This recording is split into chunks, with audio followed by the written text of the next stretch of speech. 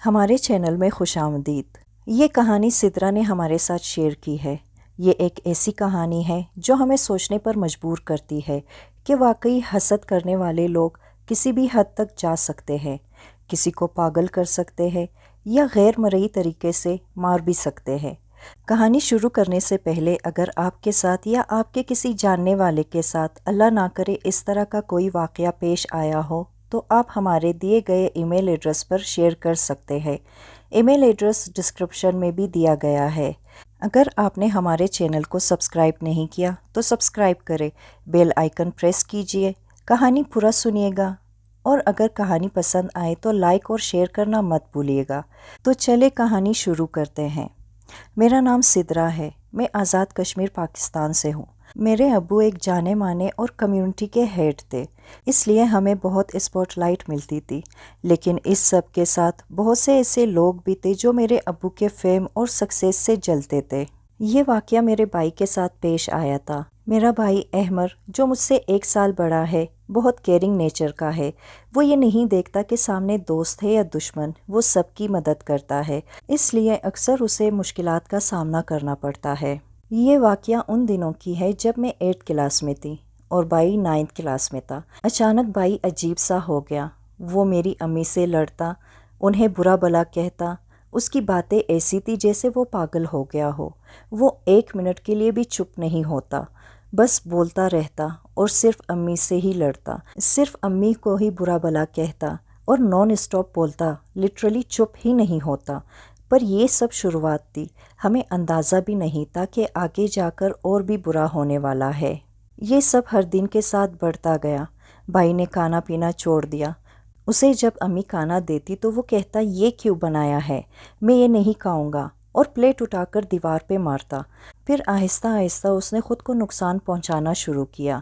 وہ نیند کی گولیاں لیتا، 1-2 نہیں بلکہ 10-20 ایک ساتھ لیتا، لیکن پھر بھی وہ سوتا تک نہیں تھا، نہ دن کو نہ رات کو۔ مشکل سے اگر صرف 1 گھنٹہ ہی سوتا، پھر اٹھتا اور پھر سے لڑنا شروع کر دیتا۔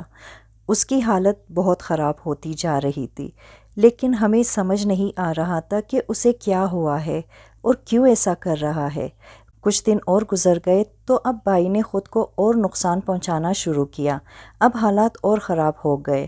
اس کے روم میں کھڑکی کا کوئی بھی شیشہ نہیں بچا تھا۔ بھائی نے سب پنچ مار مار کر توڑ دیا تھا، یہاں تک کہ اپنے روم کا دروازہ تک مار کے توڑ دیا۔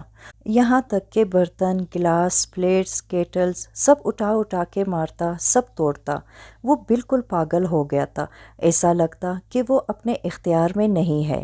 اسے سمجھ ہی نہیں آ رہا تھا کہ وہ کیا کر رہا ہے۔ یہ سب یہاں بھی نہیں رکا۔ ہم جب بھی اس سے بات کرنے کی کوشش کرتے، وہ کانچ کے بوتل اپنے سر پہ مارتا۔ اس کا سر زخمی ہو گیا تھا۔ ایسا نہیں تھا کہ ایک بار مارے اور رک جائے، بلکہ مارتا رہتا۔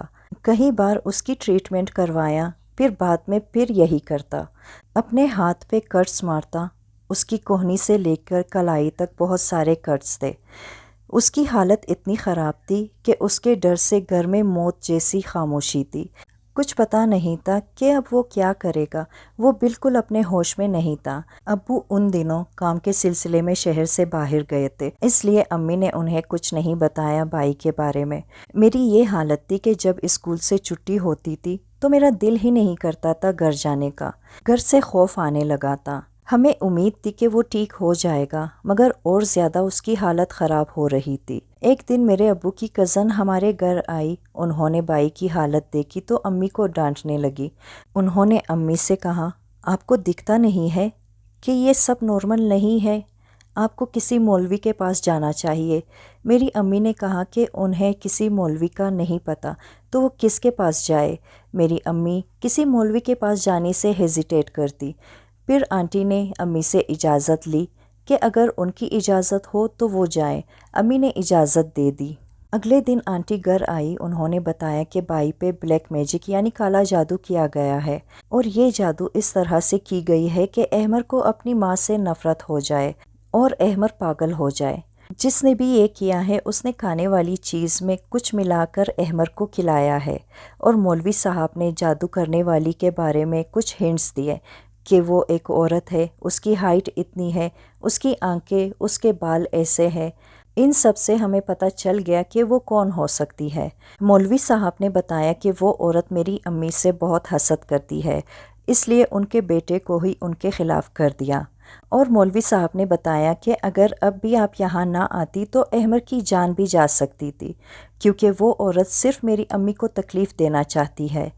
یہ سب سننے کے بعد امی نے بتایا کہ احمر کی طبیعت خراب ہونے سے ایک دن پہلے اس عورت کا بیٹا آیا تھا جو کہ احمر کا دوست اور ہم عمر ہے۔ وہ احمر کو اپنے ساتھ لے گیا تھا اور اس دن احمر نے بتایا کہ ان کے گھر کھانا کھا کے آیا ہے۔ اس کے اگلے دن سے یہ سب شروع ہوا تھا۔ پھر اس مولوی نے تعویذ دی اور دم کیا ہوا چینی دیا جو بھائی کو کسی چیز میں ملا کر کھلانا تھا، اور تعویذ امی کے لیے تھا۔ اس تعویذ سے آہستہ آہستہ بھائی کی حالت میں سدھار آنے لگا۔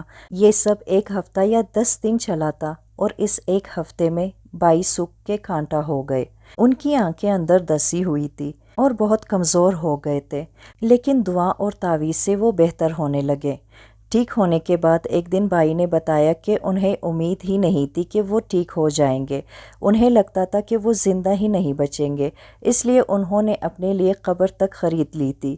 ہم سب اس کی بات سن کے حیران تھے اور ڈر بھی لگ رہا تھا کہ اگر اس دن وہ آنٹی ہمارے گھر نہ آتی تو بھائی کے ساتھ کیا ہوتا۔ امی نے ہمیشہ کی طرح ان سب کا فیصلہ اللہ پہ چھوڑ دیا۔ حسد کرنے والوں کو نہ اللہ سے ڈر لگتا ہے اور نہ اپنی آخرت سے۔